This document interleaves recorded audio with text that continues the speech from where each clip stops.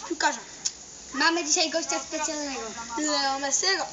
Po pierwsze, każdy z was musi umieć trafić w domu, bo jak tego nie umiecie zrobić, nie zostaniecie nigdy takim dobrym piłkarzem jak ja.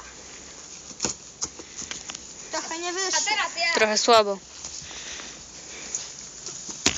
O, nie wyszło. Inny brak. Poczekamy trochę na kolegę. Messi.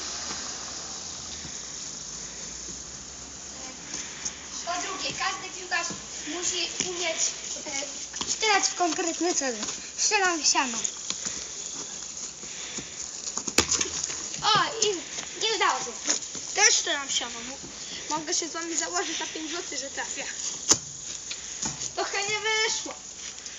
Kiedy to 5 zł dasz? Jak nie zobaczycie. Po czwarte, każdy piłkarz musi mieć równowagę.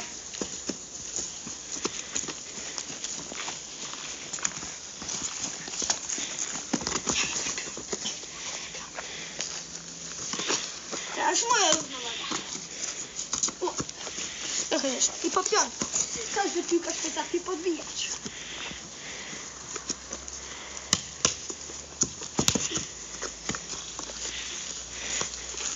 To koniec naszego odcinka. To koniec naszych odcinków. Pamiętajcie, bądźcie dobrymi piłkarzami.